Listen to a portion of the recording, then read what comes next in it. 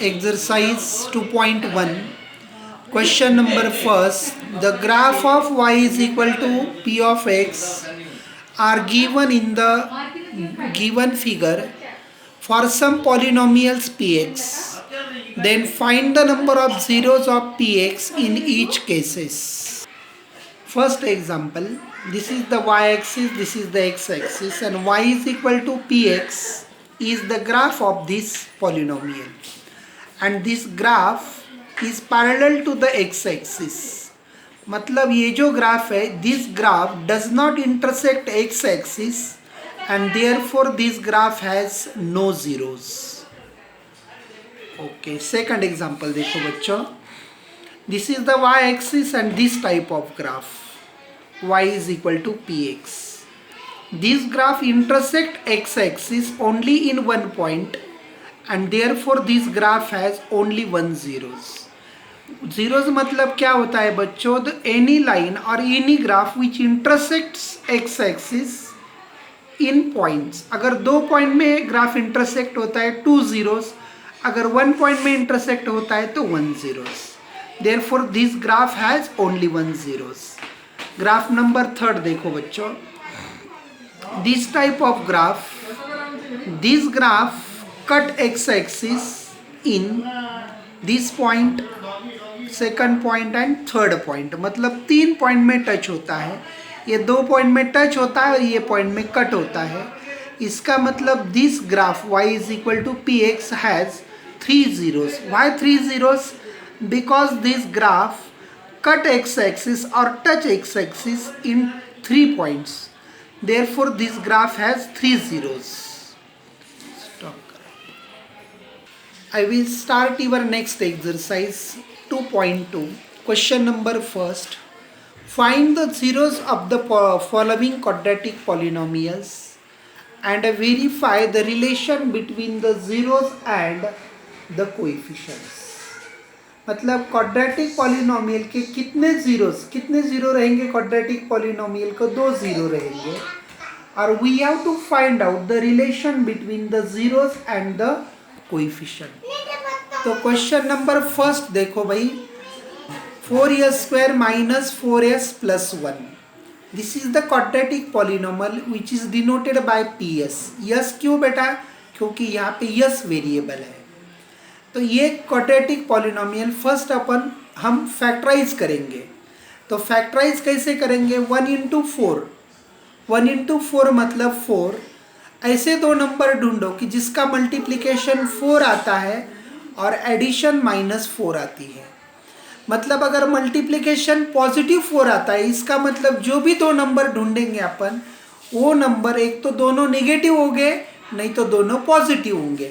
Depend upon the middle term sign. लेकिन middle term का sign क्या है बच्चों? यहाँ पे निगेटिव है.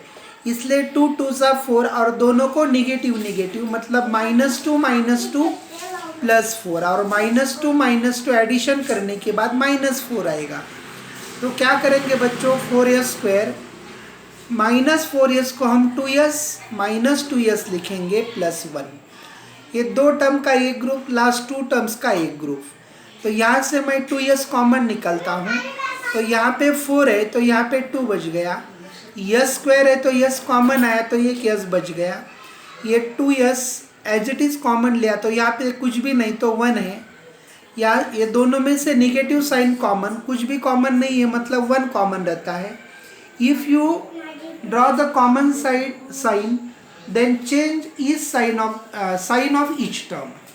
मतलब अगर मैंने निगेटिव साइन अगर ये ब्रैकेट में से कॉमन निकाला तो ये निगेटिव का पॉजिटिव हो जाएगा, पॉजिटिव का निगेटिव हो जाएगा. ये दोनों ब्रैकेट से मैं इसलिए फर्स्ट ब्रैकेट में और 2s - 1 एज इट इज़. अब आपको जीरोस निकालना है. तो मैंने कल आपको बोला लास्ट लेक्चर में, तो ps इज इक्वल टू 0 रखो. Then we have ps is equal to 0. तो ps की वैल्यू ऑलरेडी अपने पास क्या आई है? 2s - 2s. मतलब 2s - 1 2s - 1 is equal to 0. दोनों ब्रैकेट का मल्टीप्लिकेशन अगर 0 है तो 2s - 1 इज इक्वल टू 0. -1 इधर +1, ये 2 मल्टीप्लाई इधर divide, s is equal to 1/2. और सेम यहाँ पे भी s is equal to 1/2.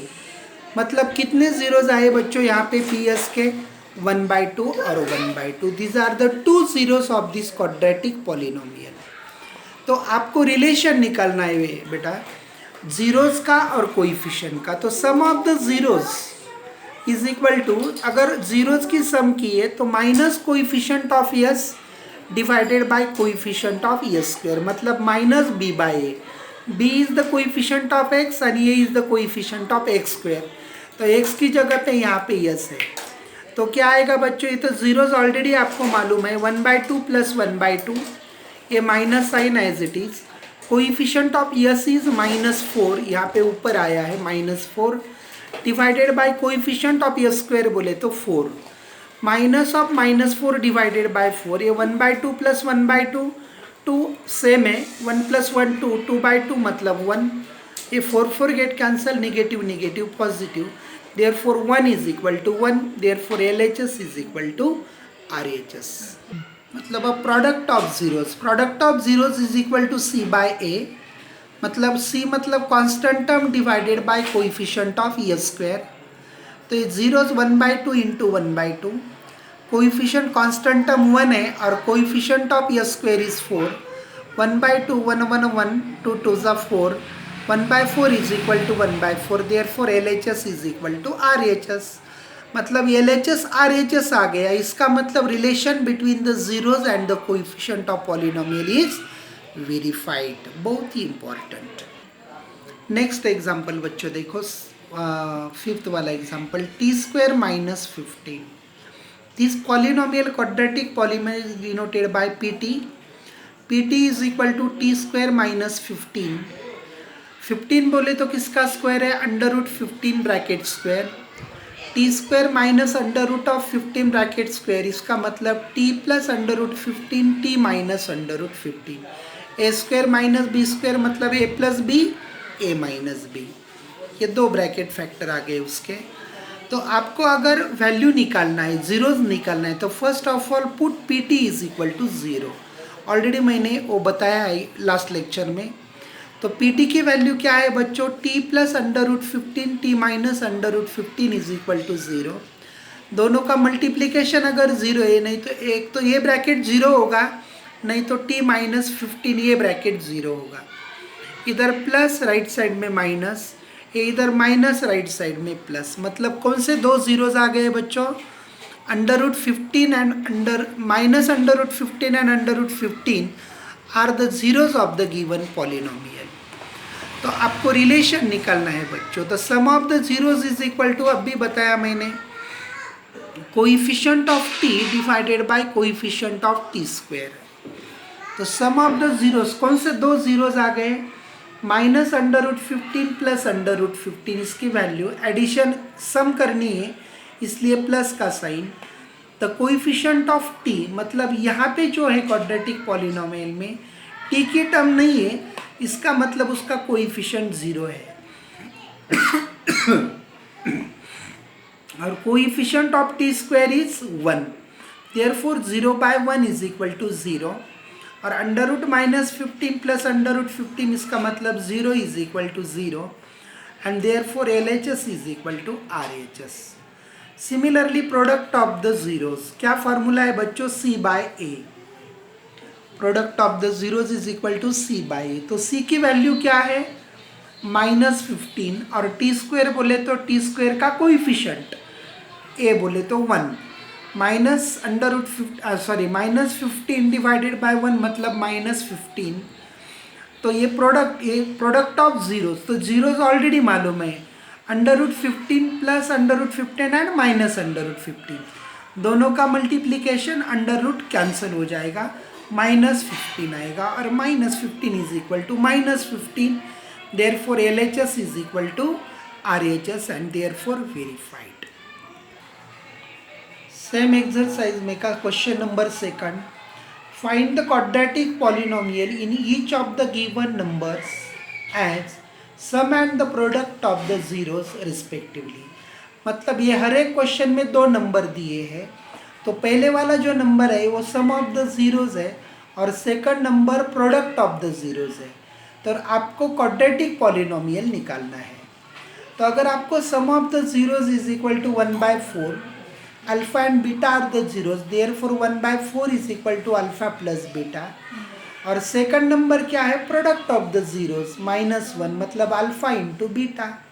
If you know the sum of the zeros and product of the zeros, then how to prepare the polynomial, which is the formula x square minus alpha plus beta into x plus alpha into beta, मतलब x square minus sum of the zeros into x plus product of the zeros, मतलब x square as it is minus what is the value of this x plus alpha plus beta minus 1/4x plus alpha into beta is equal to -1। तो यहाँ पे क्या करता हूँ बच्चों, मैं 1/4 common निकालता हूँ। तो यहाँ पे क्या बच जाएगा बेटा, 4x², ये 1/4 कॉमन आ गया, -x, और यहाँ पे 1/4 कॉमन निकाला, यहाँ पे कुछ भी नहीं, तो 4 से मल्टीप्लाई करेंगे। देन क्या आएगा बेटा, 1/4 into bracket 4x² -x -4। Since 1/4 into bracket 4x² -x -4 दोनों भी पॉलिनोमियल जो आए हैं, तो उनका दोनों का भी जीरोज कैसे है, सेम है। मतलब क्या हो जाएगा बेटा, ये 4 इधर मल्टीप्लाई राइट साइड में, डिवाइड इधर राइट साइड में मल्टीप्लाई, मतलब 4 नहीं लिखा तो भी चलेगा। मतलब पॉलिनोमियल कौन सी आ गई बच्चों, 1/4 नहीं लिखेंगे हम, तो 4x² -x -4 is the required polynomial. हाँ student, say next example -1/4 and +1/4। तो -1/4 क्या है, sum of the zeros is equal to -1/4 is equal to alpha plus beta. Product of the zero second number है, alpha into beta 1/4। Then required polynomial is x² minus sum of the zeros into x plus product of the zeros. तो ये value already example में दी है, -1/4, x² as it is, minus sign as it is, ये plus sign, product of the zeros is equal to 1/4। तो क्या आएगा बच्चों, x² as it is, negative negative positive, x 1/4x, A plus 1/4। तो divide में 4 है तो 1/4 कॉमन निकालता हूँ मैं, तो यहाँ पे 4 नहीं है, 1/4 नहीं है, मतलब 4 से मल्टीप्लाई करेंगे, 4x², एक कॉमन निकाला मैंने 1/4, तो यहाँ पे x रह गया, यहाँ पे 1/4 कॉमन निकाला तो 1 रह गया। And this have the same zeros, ये दोनों पॉलिनोमियल, ये जो है ये 1/4 इंटू ब्रैकेट, नहीं तो 1/4 निकाल के ये पॉलिनोमियल, दोनों के भी जीरो सेम है। इसका मतलब required polynomial is 4x² + x +1। मतलब क्या होता है बच्चों, 1/4 4x² + x, ये 1/4 इधर डिवाइड इधर मल्टीप्लाई, मतलब ये अपनी ओरिजिनल पॉलिनोमियल का आंसर आता है। उसके बाद लास्ट एग्जांपल देखो बच्चों, 0 और √5। तो 0 क्या है, ये 0 सम ऑफ द जीरोज है, मतलब alpha plus beta is equal to 0, and √5 क्या है, प्रोडक्ट ऑफ द जीरोज, मतलब alpha into beta is equal to √5।